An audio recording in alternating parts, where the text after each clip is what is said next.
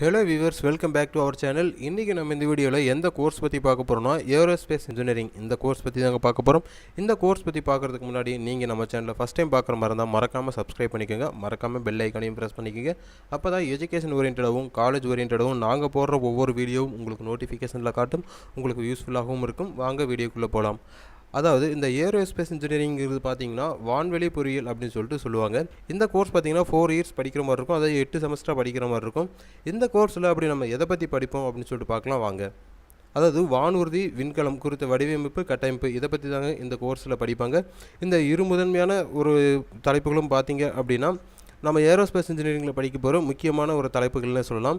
இது வந்து பார்த்திங்கன்னா வானூர்தி பொறியியல் மற்றும் விண்கல பொறியியலில் முன்னதாக வச்சு நம்ம படிக்கிற மாதிரி இருக்கும். புவியிலோட வளிமண்டலத்தை இயங்குகிற வானூர்திகளை பற்றியும், அதுக்கப்புறம் பார்த்திங்கன்னா புவியோட வளிமண்டலத்தை விட்டு வெளியே இருக்கிற விண்கலங்கள் பற்றியும் தாங்க படிக்கிற மாதிரி இருக்கும். அதாவது வான்மின்னியல் சொல்லப்படுற அவியானிக்ஸ் பற்றி தான் இந்த கோர்ஸில் நம்ம முழுக்க படிப்போம். அதாவது வான்வெளி பொறியியலில் பார்த்திங்கன்னா வானூர்திகளை பற்றி படிப்போம், அப்புறம் ஏவூர்திகளை பற்றி படிப்போம், அப்புறம் பறக்கும் களங்கள் இருக்குது பார்த்திங்களா அதை பற்றியும் படிப்போம், அப்புறம் விண்கலங்கள் இருக்குது பார்த்திங்களா ஆகியவற்றோட வடிவமைப்புகளை பற்றியும் கட்டமைப்புகள் பற்றியும் இதில் படிப்போம். அது மட்டும் இல்லாமல் இவற்றோட இயற்பியல் பண்புகள் இருக்குது பார்த்தீங்களா அது பற்றியும் அவற்றோட இயக்க விசைகளை பற்றியும் இந்த கோர்ஸில் நம்ம முழுக்க படிக்கிற மாதிரி இருக்கும். அது மட்டும் இல்லாமல் காற்று இயக்கவியலோட பண்புகளையும் அதோட நடத்தைகள் பற்றியும், பரப்பு கட்டுப்பாட்டு பரப்புகள் பற்றியும், அப்புறம் உயர்த்துதல் பற்றியும், அப்புறம் காற்று இயக்க இழுவை மற்றும் பிற பண்புகள் பற்றியும் இது கோர்ஸில் நம்ம படிக்கிற மாதிரி இருக்கும். இந்த கோர்ஸ் பார்த்தீங்கன்னா ஃபஸ்ட்டு வான்கல வேட்டு பொறியியல் சொல்லப்படுற ஏரோநாட்டிக்கல் இன்ஜினியரிங் தான் அழைக்கப்பட்டது. அதுக்கப்புறம் பார்த்திங்கன்னா பரப்பு தொழில்நுட்பம், அப்புறம் மேம்பாட்டு விண்வெளியில் இயங்குகிற களங்களை பற்றி படிக்கிறனால இது வந்து வான்வெளி பொறியியல் அப்படின்னு சொல்லிட்டு வழக்கில் வந்திருக்கு.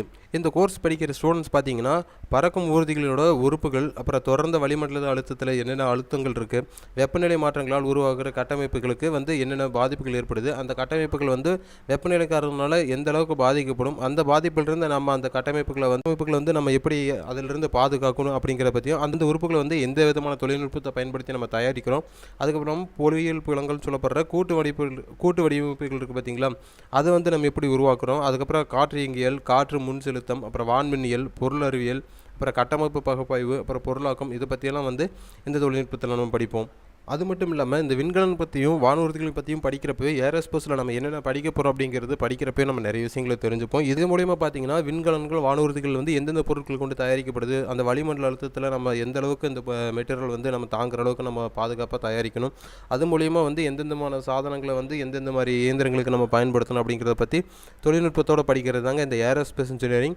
இந்த ஏரோஸ்பேஸ் இன்ஜினியரிங் படிக்கிறது மூலயமா பார்த்தீங்கன்னா உங்களுக்கு ஃபியூச்சர் ஸ்கோப் ரொம்ப நல்லாவே இருக்குன்னு சொல்லலாம். எப்பயுமே வந்து ஒரு டிமாண்டாக இருக்கிற ஒரு போட்டி இல்லாத ஒரு தனித்துவம் வாய்ந்த ஒரு துறைன்னு சொல்லலாம். உங்களுக்கு இந்த துறையை வந்து படிக்கணும்னு சொல்லி நீங்கள் முடிவெடுத்தீங்கன்னா அது ஒரு நல்ல முடிவாகத்தான் இருக்கும். உங்களுக்கு இந்த கோர்ஸ் பற்றின டீட்டெயில்ஸ் வேணும் அப்படின்னா கண்டிப்பாக கீழே டிஸ்கிரிப்ஷனில் வாட்ஸ்அப் கம்யூனிட்டி குரூப் லிங்க் கொடுத்துருக்கும், அதை கிளிக் பண்ணி ஜாயின் பண்ணிக்கங்க. இந்த கோர்ஸ் வந்து தமிழகத்தின் தலை சிறந்த கல்லூரிகளில் ரொம்ப கம்மியான ஃபீஸில் ஒரு நல்ல ஸ்காலர்ஷிப்போட நீங்கள் படிக்கணும் அப்படின்னு சொல்லிட்டு நினச்சிங்க அப்படின்னா கீழே ஸ்க்ரீனில் தெரிகிற நம்பருக்கு கண்டிப்பாக கால் பண்ணுங்கள். நாங்கள் உங்களுக்கு அட்மிஷன்ஸ் பண்ணி கொடுக்குறோம் வித் ஸ்காலர்ஷிப்போட. இதை பற்றின மேலும் தகவல் தெரியணும்னா கண்டிப்பாக ஸ்க்ரீனில் தெரிகிற நம்பருக்கு கால் பண்ணுங்கள்.